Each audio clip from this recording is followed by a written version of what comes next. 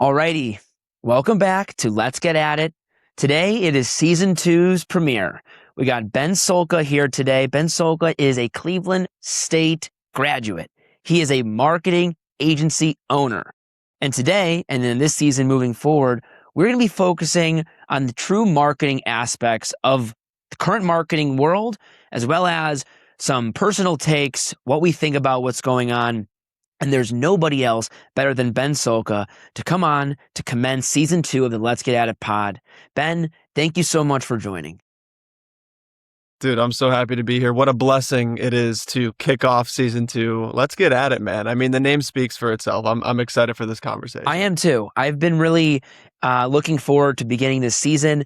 I didn't necessarily know the direction where the podcast was going to be going after season 1. And then after I met you about a month ago, it was a quick, this is the guy that's going to be on Let's Get At It podcast. And I have a great idea as to how we're going to take this and run with it. So let's get at it. It has been traditionally about the founder grind, how we've gotten there. And we might touch that considering the fact that Ben, he ran his 50-mile Misogi, which is, I believe that's the pronunciation of it, where you choose one day of the year, a task that should not be something that's 100% completion rate. And you go out and you do it. Let's kick things off with that. I know you've probably talked about it a little bit, and it's been top of mind for you, but this past Saturday, you recreationally ran 50 miles. Just give me a little bit about how you set that up, why you did that, and how it was. It's a great question. There was a lot of preparation that went into that. I've run a decent amount of races at this point, a lot of marathons, kind of jumped into it in early 2024. Kind of transitioning away from some of the sports that I played in college. It's like, I got to find something that's just going to push me and test me, take me out of my comfort zone a little bit. And that was running. And if you would have told me at the beginning of my running journey that I'd be running 50 miles, I would have said you're absolute nutcase. But apparently I'm the nutcase now for running 50 miles. But it's just kind of one of those things where I'm like, let's just see if I can do it. And I came across this concept of a Misogi from Jesse Itzler. I don't know if you know Jesse Itzler, serial entrepreneur. Yeah, he's awesome. Jesse Itzler is awesome. I heard him talking about a Misogi on a podcast. I'm like, all right, what is this Misogi thing? So it kind of derived from a Japanese tradition. So it's been kind of changed and been westernized a little bit in this like personal development world. But it's one event that you do on a yearly basis that you basically have a 50-50 shot of either like finishing it or completely breaking. And I was like, what mileage number for me like would meet that criteria? And I was like, I think 50 is a good number. It's just kind of a cool, just like solid number too. So decided to do that. I put in tons of miles over the last several months preparing for it, as well as preparing before that, before I even knew I was going to run this 50 miler. But just got everything set up in my hometown here, picked a 5-mile loop, and I'm like, let's just do it 10 times. That's what we did. Started at 3 a.m, took like 9.5 hours. There was some walking in there. There was some stopping and drinking water, and oh my gosh, consuming so much carbs, dude. It was ridiculous. But here we are. I'm standing and I've hit some workouts this week. So obviously we bounced back pretty well. That's great. The Misogi is a cool concept. I like how you brought up that it's westernized a little bit just because like everyone's on their personal grind kick. But 50 miles is definitely a nutcase type of activity. Although you did it. Like I'm also, the craziest part, the more nutcase thing is the fact that you ran a loop 10 different times.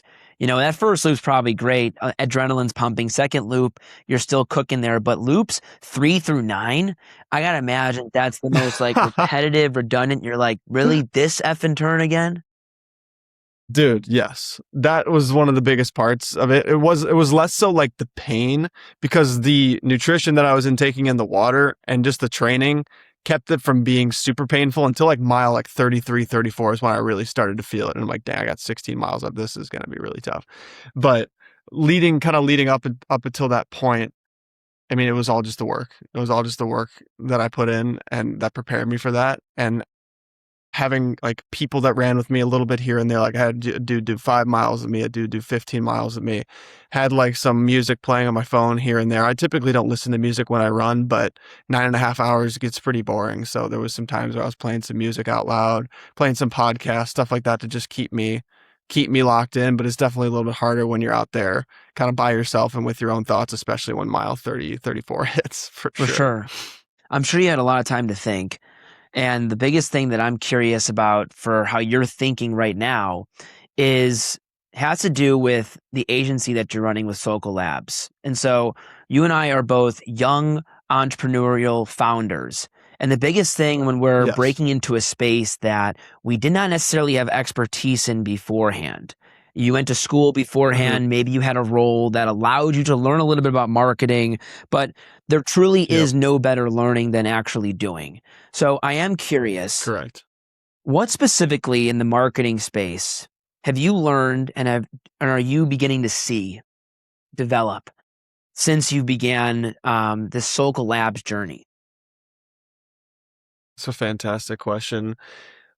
Strategy is, especially with AI, is going to be the most important thing now and moving forward. It's really always has been, but I think with a lot of the things that can be automated or semi-automated or assisted with AI tools and capabilities, we run paid ads for e-commerce businesses specifically. So there's a lot of nuances involved there, but I think the most important thing is who is leading the strategy? What is that strategy? What is it being derived from? And we have the ability to turbocharge that strategy using tools like Claude or like Notebook LM, for example. Like marketing research is so important. We use Notebook LM to help with marketing research. You can use tools like Claude or ChatGPT to spin up research agents. But at the end of the day, like, especially when there's a lot of money involved in the marketing space, like we manage $100,000 per month budgets. At the end of the day, there needs to be a human making that call and the one that's accountable to that decision. So whether you're using AI or not, and we're a very AI forward, AI native business, but I think as it comes to marketing, there needs to be someone who's accountable to the decisions and accountable to the strategy. And I think that's been one of the major unlocks for me. But I think as someone who comes from some amount of marketing domain expertise, I would rather have someone come into my business who has a hunger and a willingness to work and to learn AI as opposed to someone who has like marketing domain expertise but doesn't want to adopt AI. Like we can teach you our systems, we can teach you our specific niche, but you got to come into the business hungry and ready to learn. So I think the marketing domain expertise is important and I want everybody on my team and myself to continue to develop that knowledge, but I think it's more important to have like the mindset of I can learn anything, especially now with the ability to use AI tools. And I think that's how marketing is changing and that's how it's changed for me on a firsthand basis. Yeah, the AI tools have been something where with Addit, that's how we've had to leverage any type of tool that we're trying to offer there. Nobody really is looking for the traditional, just technological tool that anybody can install. The buzzword AI is a buzzword for a reason. But the question is, For can sure. you actually leverage this in a way that's going to just boost up that company that you're using there? Look, anybody has access to Notebook LM or Claude, but the question is, Right. can they use it as good as you? And not only that, can they be a person that they can depend on like yourself? And if you get to know Ben just Correct. for 30 minutes, I'm sure you'll begin to learn, that not only can he run 50 miles, but he's very accountable in his actions in terms of his business endeavors. I'm curious, Appreciate that. how how do you base a successful campaign versus an unsuccessful campaign? And then what are the avenues in which you take from Socal Labs perspective to better any campaign moving forward? Sure. Yeah, it's all ROI and this is a consistent feedback loop with the clients that you're working with. In our space, since we work with ecom, it's conversion value. It's ROAS. Like ROAS is the buzzword, return on ad spend. How many dollars are we putting in and how many dollars are we getting back? But the mindset shift that we try to make with a lot of the brands that we work with and a lot of like the larger enterprise ones already have this kind of understanding and built in. But we typically work with smaller ecom brands doing like $1 to $10 million in sales per year to try to scale them up from there.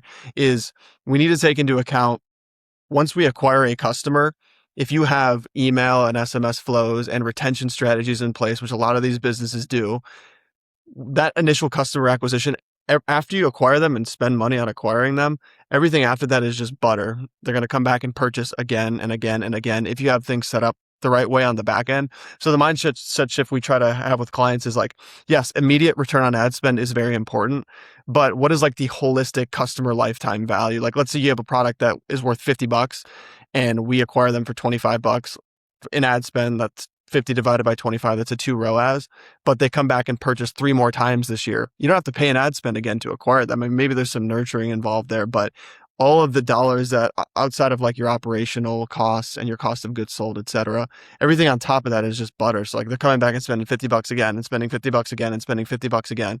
So like a way that we can help brands get to that point of scale is to have them understand like what are their back end numbers, how do unit economics work for them on the back end, what is their average order value, what is their customer retention rate over a 6-month period, over a 12-month period, and then kind of using that to decide how much we need to spend in ad spend. So that's like what helps us to determine success is that ROI immediate in a ROAS form, but also on the back end. But in terms of like a strategy perspective, and just like a feedback loop, creative, like we do Meta, we do Google, we do TikTok, we do Amazon. Just to give you a really good example of Meta, for example, having a feedback loop in the client of like, we're testing certain creatives, whether that's static image creatives or video creatives, giving the client feedback on like, here's what's working, here's what isn't working. And then how can we take that and create 40 different new variations based off like a top performing concept or a creative that's performing well in the account. So like that's something that we have the ability to use AI to do because we can analyze transcripts, we can analyze the creative itself to get an understanding of like what specific elements about this creative and then like compare that to the metrics, like what's the click-through rate, what's the hook rate, and how those compare to like the creative itself. And then we can take that and iterate upon that. And if whether it's us doing the creative or if it's the client doing the creative, just having a constant feedback loop is super important and using the data to make those decisions. And the AI helps us analyze tons of data. Like if we're in an ad account that's spending $100,000 a month, there's tons of different moving parts, but being able to use AI to analyze that data and then apply our own strategic perspective and like put our marketing caps on and look at that data, then we can share that feedback with the client and apply it to the next campaign to kind of double down on what's already working. So you bring up this initial CAC where it's an interesting concept to me because when people think about how much does it cost to get a customer, they very often ignore the fact of like, now that person is a customer, what are the time horizon of them being a customer for us? Because if they're going to continue to Correct. purge, like now all of a sudden the CAC it's lesser. It's just constantly going to be Right. more and more valuable. That's exactly right. So I'm curious, when you're working with the client, tell the audience, please, what you would do to Sure. start from, look, making 40 ads and being able to take all of the data from the first set of ads and then generating the new 40 is a lot of work, and that's very daunting.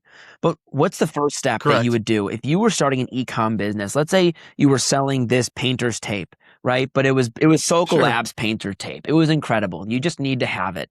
What is that first campaign looking like? What's that meta dashboard gonna see after week 1? Sure. That's a great question. So the way that I would approach any new product, and I've never owned an e-commerce business myself, but we work with a lot of founders and owners who do own and grown e-commerce businesses. The way that I would approach it is first, what does the total addressable market for your product look like? Is it worth even investing into something or into a product?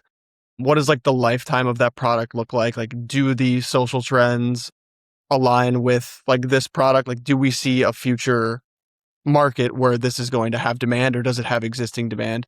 And then I would compare to like, what does the existing competition look like? So like, there's a lot of things that need to go into place before even launching something or starting to put dollars behind it. Like, how can we differentiate from competition? How is our offer different from competition? Because all this is important.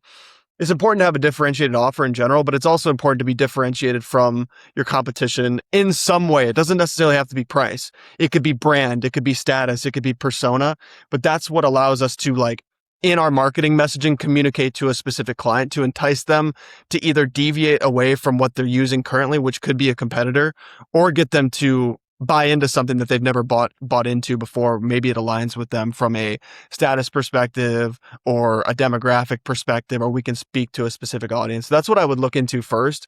And then when you're creating strategies, you're basing it off of like what people are actually saying. So I think a winning strategy for a new e-com brand that was going to launch on Meta I would go and look at the Amazon reviews of the competitors and find out what those competitors are saying that's bad about your competitors' products and what's good about it. And then how can you differentiate your offer and your messaging to be able to like fulfill on whatever they're not fulfilling on. So that's like the initial thing that I would do. There's a lot of foundational pieces that you can put in place. But with the use of AI, you can take social media comments, you could take reviews from Amazon, etc., and take those, throw those into AI and say, pull together common themes and put together 10 initial marketing messages or marketing differentiating tactics that I could use to get launched on Meta or get launched on Google or what have you. And then once you have all that information, then you want to put that into your creative strategy. So let's make image ads or video ads that align with that message that we found out is going to resonate best with this specific audience. And then that's when you start launching ads. If you've never run ads before, I would probably start at $50 to $100 a day. But I think the initial like foundational aspects and pieces that go into that first are going to be the most important. And you have to look at it as a 30, 60, maybe even 90-day test if you are a new e-com brand getting active on Meta. Like I look at it like planting seeds or investing in like the S&P 500. Like that's the way I've always looked at investing in paid ads, especially as a new brand. Like that initial data, like the first 7 days in your ad account, unless you're riding a crazy wave, like you launched fidget spinners or silly bands when these crazy Those are the things are going best. on, like your dashboard. Sparkly Exactly. rainbow Amazing. unicorn. There you go. Dude, I had some pretty sick ones, man. You know, Nothing like coming to school with just like no circulation on your wrist, but you have all of bro, this was currency. sleeves, bro. Like speaking of status, like that's how you get status amongst the fourth and the But yeah, fifth grade girls born in back in time for elementary silly school. mans. Exactly. But in terms of like looking at the dashboard itself, like as a new brand, like you might see some initial purchase data, but before you see purchases at all, it's like, how are people behaving? Like, how's the click through rate look? Or how are people engaging with the advertisement? Like, what is our hook rate? Is our first 3 seconds of this ad enticing people to watch for long enough to get them to the point where we're introducing the product or introducing the offer? So like those are some of the initial things that I would look at in that first 7 days. And then over time, you should start to see some of that purchase data come through. But just like we do with clients, like it's a feedback loop. What is the data telling you? How can you incorporate that data into the next creative test and then keep going from there? But having a good offer and like some of those foundational pieces is most important first and foremost. The foundational piece is something that I think a lot of people overlook. They think, how can I just jump straight into the meta ads? It's like if I wanted to go run, Correct. how can I go run 5 miles right now? But you're not even thinking about the stretching that goes into it. You're not even thinking about the food that you're eating before you go into it. When Facts, dude. there's just more to it than just putting the shoes on, lacing up, and going outside. You're gonna go pull a muscle. You're gonna get sore. You're not gonna be in there for 30 to 90 days because when Gotta have that salt and honey, the man. salt and honey is necessary in the meta ad space. What it sounds like, and that's something that it It sounds like is. these companies are able to really outsource to you. As a new company, though, Correct. let's take this e-commerce company. We got Sulka Tape. All right. Sulka Tape is moving forward. They just looked at all the reviews on Amazon for all the other garbage tape supplies that are out there. Now, you know all the Yes. positives about it, that it's great. There's no marks on the wall when you put up there, but you also see that like it's not that sticky. You know, that's the biggest review. Sure. As Sulka Labs, or even as just like a regular e-com company, as much as AI is telling you, like, here are 10 good concepts, at which point, if there is one, because the algorithm is a science, all of these things, the hook rate, the purchase data, all this stuff, it's scientific. If it's bad, there's Correct. way to improve it. How much of this scientific method is an art where you're trying to put in your own creative energy and you're saying that these are 10 good concepts, but here's the flair that I think that you guys can assert as your brand. Where does that come in? Correct. There's a lot of intuition involved. And I think that's why you can't completely outsource something like this to AI, because those Tuesday morning client calls or those conversations that you're having, or the way a client feels about a specific initiative or about their brand, or maybe their brand is based on a family heirloom story or something like that, something that AI isn't necessarily going to pick up just by looking at competitor strategies. So it's also about having a really solid understanding of your specific brand and your specific story. And as a vendor or a service provider, it's how can we be like an internal partner to them where we really care and we really understand why they created this brand in the first place, what it means to them, and how maybe some of that messaging might resonate with the customer. So it's a little bit of an art and a science. Like we can take the data, what the data is telling us, we can take what the reviews are telling us, but it's also a matter of how can we communicate with this brand and their understanding of their existing clients. Like we don't know what 46-year-old Susie from down the street, like maybe they have a relationship with somebody who uses their products that has really good feedback, and fits their specific like brand persona. And then we can incorporate that into our strategy and then kind of taking like the Amazon reviews or whatever it is that we're pulling from a data perspective and adding that to like some of this more like qualitative data or qualitative understanding. That's great. I'm curious, what was the best advertisement you've ever made, start to finish? And it might not even, and did it perform as you anticipated? That is such a good question. So I had the blessing of working with a brand at the beginning of starting Sulka Labs called Blackline Car Care. They're an e-commerce car detailing company. And we had the privilege of launching their viral car drying towel, which is sold, I don't even know how many units at this point, probably hundreds of thousands, if not millions of units of this single like best-selling car drying towel, probably in the United States. And we put together the initial strategy for Google Ads and getting it launched on Google Shopping. And the strategy that went into that was, what are the other products on the market? So very similar to the process that I walked you through. What are competitors saying? What are our competitors not saying? What are the customers actually saying in comments? Whether it was, it's leaving streaks or there's lint on my car, and then incorporating that data into the launch of that product on Google Shopping and selling thousands and thousands and thousands of units of that product on Google Shopping and helping them scale to where they are now. I don't even know what their revenue numbers are, in the 8, even maybe even 9 figures at this point, led by that viral drying towel and helping them launch it on a new channel. But it really was understanding who this customer is, understanding the competitive landscape, understanding what people are saying about other products out there, and then just incorporating that into our messaging. So before you jump straight into Meta, you were even or Google, as in this scenario here, you were saying put Yep. down anything and just go look at what is currently working and not working from the customer standpoint. Like Yes. that that is Correct. something that I would not even think to do. I'm thinking like, I'm just thinking about me. How can I make this video good for what I think is going to work? But who cares about what I think? You're saying go Correct. talk to the customers about what they want to hear. Exactly. No, that's 100% correct. And something else I would recommend, like if you're a newer ecom brand getting going, or I would recommend any ecom brand do this, is every single ad platform has an ad library. Meta has an ad library. Google has an ad library. Other companies who have way bigger marketing budgets than you, just go see what they're running. What are they saying to their customers? What types of creatives are they running? Are they running statics? Are they running videos? Are they running primarily UGC? Are they running partnership style ads on Meta?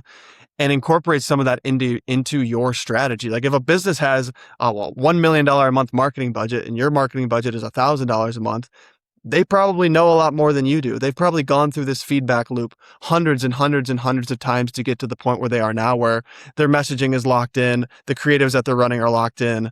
Obviously, your brand differentiates from them just from an overall brand perspective, and there's certain things that you can take and can't take, but it's always a good starting point for a brand to just check out the ad libraries and see what other people are running so you can kind of cut the line a little bit from a research perspective and kind of get a little bit of a head start. It's a good way of looking at it. Just cut the line. Why do we need to make it more complicated than it needs to be? Just go check out what's actually Correct. working. As a golfer, why you don't Correct. go out there and just swing what you think. You go out and you look at how did these pros swing it? You look at the guys on Instagram. What are they doing? These guys who are +5 handicaps. Stop trying to go out there and shoot like Gosh. a 20 handicap. There are people that have succeeded. So Facts. You're giving us a sauce right here, Ben. You're giving us the absolute sauce. This is this is a place where I think a lot of people are beginning to really move. Meta is an avenue where you can speak into the video, and Andromeda will literally just start to show it to the people Correct. where it's going to work. It's already an oversaturated platform, so it makes the algorithm have to make it engaging for their audience. So my question to you, in we know what you need to say now, but how do you make this video? What is the cure? Maybe it's an image. And in that first campaign, is it one video, one image? Would it be three videos to test how they're all doing? When are we pulling the plug to say that this is enough data to know that video B and C aren't working and A is, and we should make three more like A? That's an amazing question. I always look at it from a like statistical significance perspective, and usually statistical significance is in the form of spend. So if you, let's say your average order value is $50, I'll usually test like 2 to 3x AOV in ad spend on a specific ad before I decide whether I should pull the plug. But there is some nuance to that. Like, you're not necessarily just looking at ROAS, also looking at like, what is the add to cart rate? What is the initiate checkout rate? Because it may be that your checkout flow is the reason why people aren't moving forward to purchase the product. Maybe it's not the offer, maybe it's not the ad itself. So it's taking like a lot of those other things into consideration. Is it a landing page problem? Is it hard to navigate? Do you not have buy now, pay later options if you have a high average order value product, which is making people not want to buy it because they think they have to spend $500 right now to purchase your high ticket item? So there's a lot of other things that to take into consideration, but like before ROAS, I'd look at some of those things. I would also look at like if it's a video creative, what's the hook rate and what's the corresponding click-through rate? How do those numbers compare to like industry averages if you can pull some data that's like that? But if you're a brand who's like, I have to spend this money, I don't have that much money to spend, I need some initial feedback on this. The way that I would look at it, like if your AOV is $50, if you're spending 150 and you're not at least breaking even on that 150, then you probably should pull the plug on that creative and double down on something else that's working in the account. But it can really just depend on the industry in terms of like, is it video creative that's being tested? Is it image creative that's being tested? As well as whatever resources that they have. Like we do static creative internally. We don't have a video production team. So if a team that we're working with has a video production team, or if they have, let's say they already have UGC partnerships set up, then it would probably make sense to run mostly video creative because they already have the resources to do that. But if we're getting in contact with a shop who has like no UGC strategy at all, they don't have a production team, we'd probably recommend starting with some simple statics to at least test their initial offer, or maybe even like some sort of running a new promo or a first-time customer discount, things that are going to at least entice people and get them into the door and into some of your email flows and things like that too. So when you say AOV, I'm assuming that's like add value. It sounds like it's just cost per video or per section. So AOV stands for average order value. So from an e-commerce perspective, that's the average amount a customer spends when they buy products from your website in a very simplified way. So if someone's on average is spending $50 when they purchase from you, I would want to see like $100 to $150 in ad spend before you decide to pull the plug on that. Because we've seen like, especially if you're like a high AOV brand, like we've worked with brands in the past that have an AOV of like $3,000.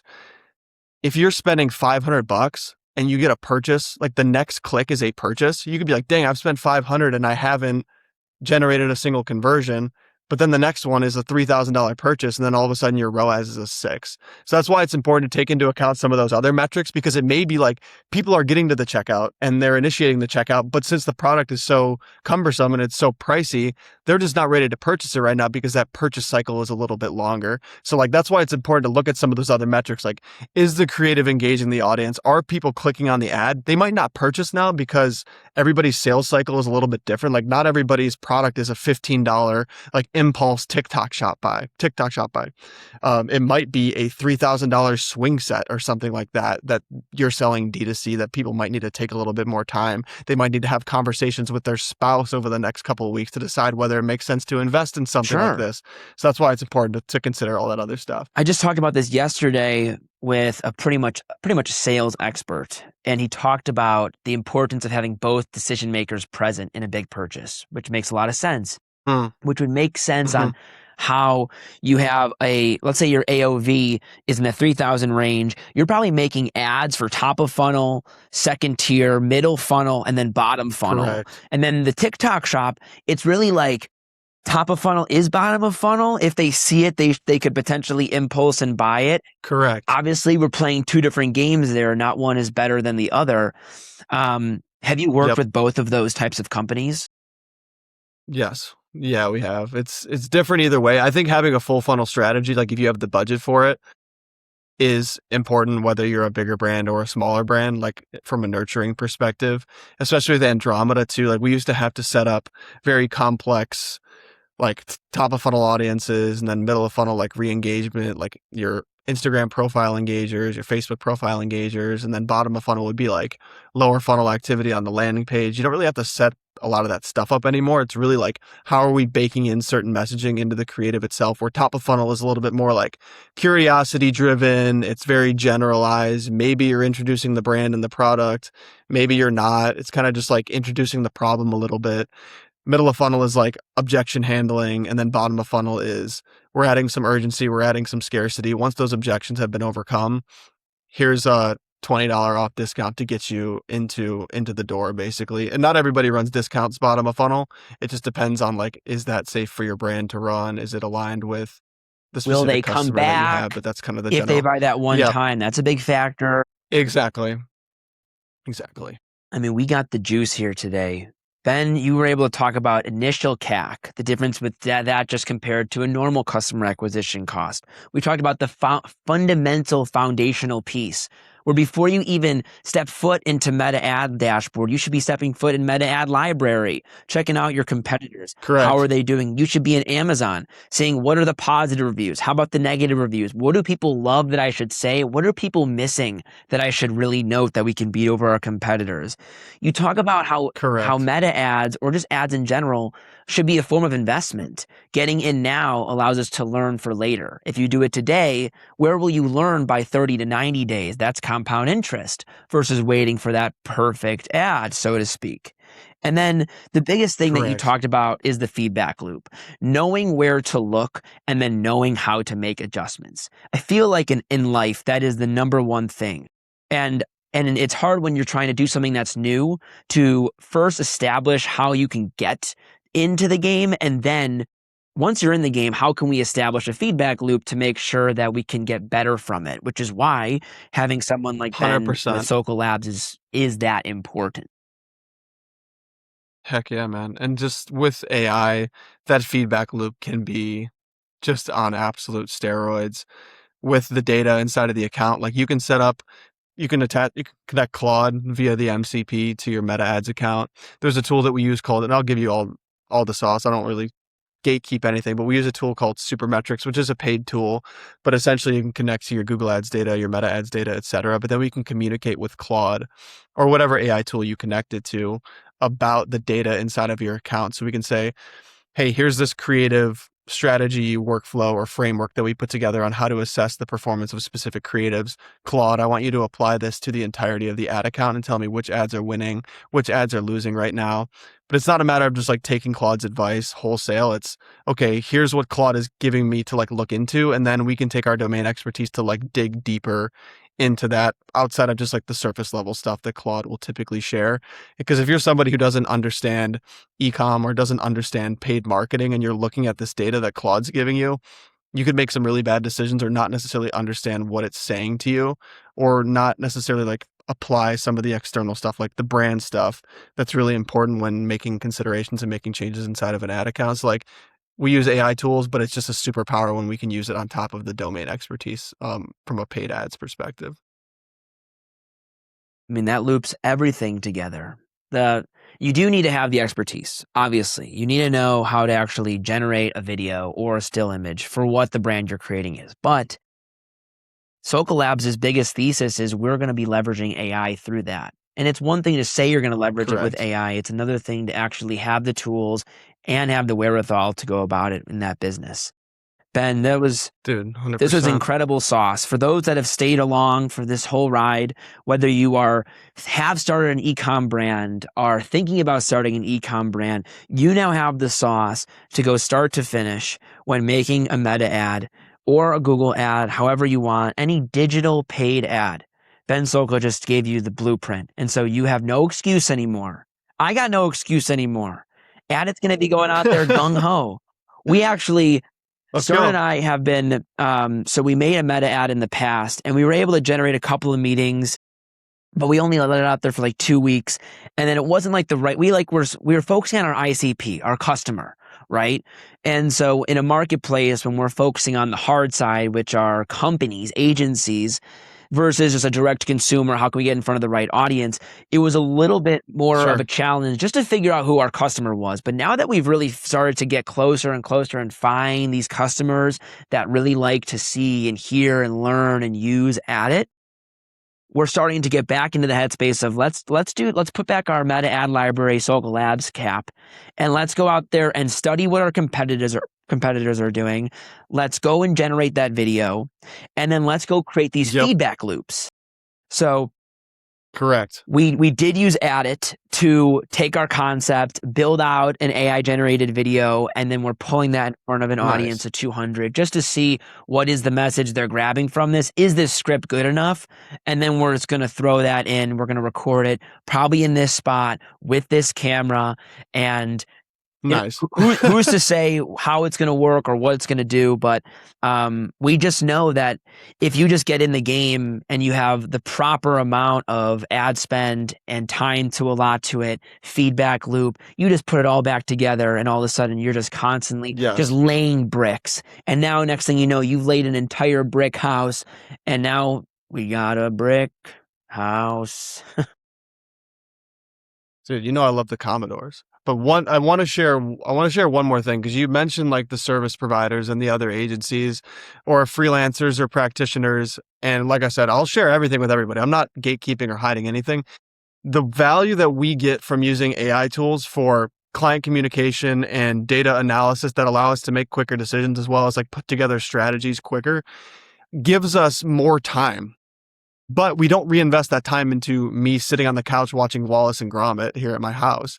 We reinvest that into more strategy and high level activity. So we're not necessarily spending more or less time on each client. We're just spending more time on the strategic things that actually like move the needle forward. So if you can find a way to integrate Claude or ChatGPT or whatever it is into your workflow to like automate some data pulls and put together some initial analysis that will give your strategists or the people on your team like, here's where you need to look into first on the ad account, instead of just like opening up a Meta Ads dashboard or a Google Ads dashboard. Like, all right, I got to do my weekly client check-in. I have no idea what I'm going to look into this week. It's like Claude already pulled out from the account, like all things that are like good starting points of where to look into. So we can like truncate some of that time, send out the client reports, do whatever we need to do, but we can spend more time getting more done in the same amount of time and driving a higher return for the clients that we work with, while also charging them less than like a typical agency would charge them. So like pass on those cost savings to your clients and those time savings to your clients. Like don't just take that time back to goof off and do whatever. Go and integrate more people onto your team or more workflows or more things that you can do to move the needle forward for the clients that you're working with. Data is the king, but what you do with the data is the biggest differentiator. 100%. You will you will 100%. roll out the red carpet if you know how to get data and then just throw it in the ChatGPT, AI, Claude of the world, Yep. and then get you the answers. Dude, 100%. It's simple. Why are we making it more complicated than it needs to be? Go put things I out think there. a lot of people Go get data. When you Yes. have the data, go use AI to figure out what the data's saying, and then how can you take that data Correct. to actionably go and make more good information to get more better data to go, Yes, that's exactly right. Yes. I got nothing simple. else to add to that. It's the truth. It's very simple. A lot of people overthink it, and I don't know why. I know that AI tools cost money, and it's cumbersome to integrate some tools in your workflows. Like there's a lot of, I think change management is one of the most important things, not necessarily like teaching people how to use tools, but like actually getting them to use the tools and integrate them into your workflows. And one of the best ways I've been able to do that with my internal team is like show them a way how they can use a tool to make a cumbersome part of their job a little bit easier, or a part that they don't like about their job automated, or less difficult. Has been a great way for us to help internal team members really latch on to using AI for clients too. All right. So I want one question left. Okay. Can you give me one more? you can have as many as you want. You got me till All 9:30. right. So all the big boys that are in like the just entrepreneurial space, like the Mark Cubans of the world, they're out there and Yes. they're sitting back on their thrones and they're saying like, here's the blueprint on how to make money in the next 10 to 20 years. And it's as simple as learn AI, find businesses that don't know how to use AI that are cumbersome, as you said, and Hmm. then integrate that Yeah. for them. Like be the extension for Correct. them to be like the AI automator. And that's exactly true. Like it Sure. is going to be a way where you are just going to constantly just evolve businesses because I mean, I look at my dad who's an attorney. He doesn't even have a computer. He works everything from his phone. He prints every single thing. All the billing's done from just handwritten stuff. You could be doing this system in I guess not 1950 considering he's got a phone, but everything else besides the phone.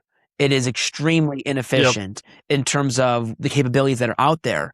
But these people who have 100%. a business that have been working, they will stick to that because it works. The hardest part is integrating yourselves into that workflow. My question to you is obviously Yep. not addressing an obvious fact. My question to you is what do you think the future looks like in the next 5 years with marketing, paid ads? Like, where are you putting your energy to get ahead of the fields? And if you haven't yet, what would you tell Ben of Sulka Labs? Number one is having a documented AI policy and how you use AI, what you can use it with, like what your team has permission to use it with, because the era of agentic advertising has really gotten started this year. It's not as, I mean, it's very futuristic. It Can really you is, can you just say being a someone little who's bit about on what kind that of like is just for the audience that doesn't know? Yes, 100%. Yeah, so an AI agent is really any AI tool or any AI system or model that can interact with tools, make decisions on your behalf, and like come back to you with some sort of output. So using supermetrics or using like some of these connections or MCP connections we have with Claude, we could tell Claude to go make a change inside of a Google Ads account or go build a campaign or do an audit of something. Like that is an agent going out and doing something on our behalf.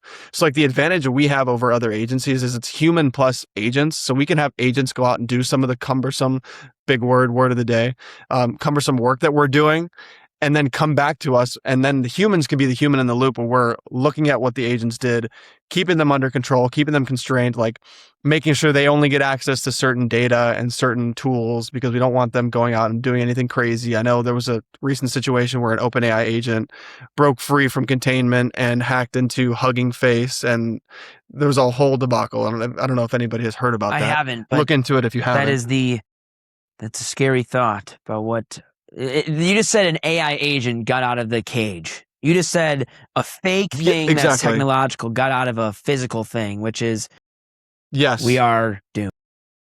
It's scary. Yeah, it's scary. But the way that I would look at it However, is agents are going to be a huge part of marketing. They're going to be a huge part of paid advertising.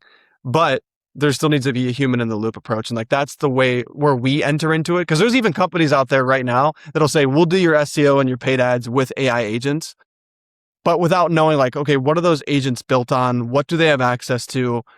Can those agents go awry and go rogue like this OpenAI, like cutting edge business that started ChatGPT, like their internal stuff is getting loose. Like, how do we think about some of these products that are out there that are getting access to your marketing data, making changes on your behalf, running campaigns on your behalf? That's going to be a part of it, but there still needs to be a human in the loop component. And I think that's where we're going to find a happy medium. It's just like with anything like AI generated music or AI generated movies. Like we'll go to the extreme as a society where I think like, there's these tools like Suno can write music, but I think it's going to come back to like, okay, like the AI stuff is okay, like it's fine. but we still want some sort of human touch or human intervention. And like that's where I think like I could go fully agentic with this business if I wanted to and build AI agents that are going to do your paid ads, that's going to do everything for you. But I think that that's not what brands want that are spending $500K a month on advertising. Like they want somebody to be accountable to those decisions.